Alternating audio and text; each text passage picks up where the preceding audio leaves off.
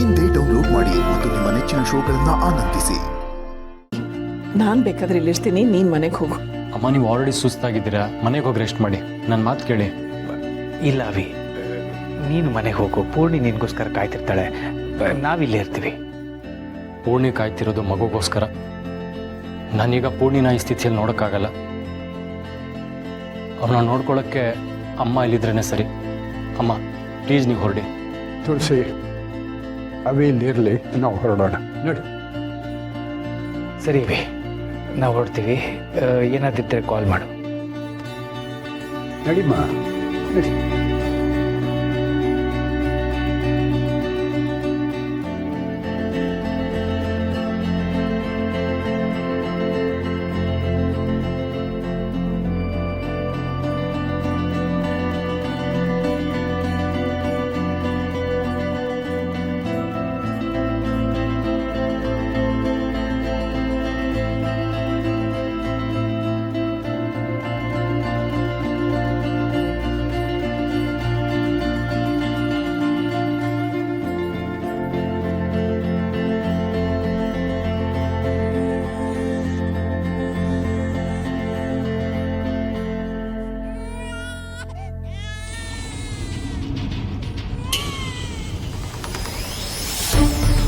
ತುಳಸಿ, ಯಾಕಮ್ಮ, ಏನಾಯ್ತು?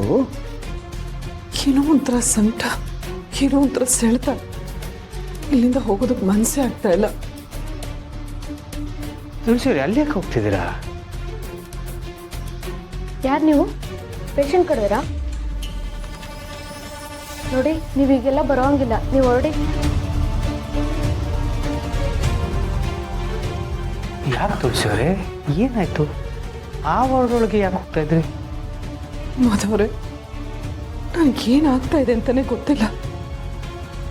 ಯಾಕೋ ನನ್ನ ಸುತ್ತಮುತ್ತ ಏನೋ ಇದೆ. ಯಾರೋ ಮನಸ್ಸಿಗೆ ಹತ್ರವಾದವರು ಇದ್ದಾರೆ ಅನ್ನೋ ಹಾಗೆ ಮನಸ್ಸು ಸೆಳೀತಾ ಇದೆ. ತುಳಸಿ, ನೋಡು, ನೀನು ಆ ರಾಧನ್ ಬಗ್ಗೆ ತಲೆ ಕೆಡಿಸ್ಕೊಂಡಿದ್ದೀಯಾ ಅಷ್ಟೇ. ಮನೆಗೆ ಹೋಗಿ ಅರ್ಧ ಗಂಟೆ ರೆಸ್ಟ್ ಮಾಡು, ಎಲ್ಲ ಸರಿ ಹೋಗುತ್ತೆ. ಬಾಮ್ಮ, ಬಾ.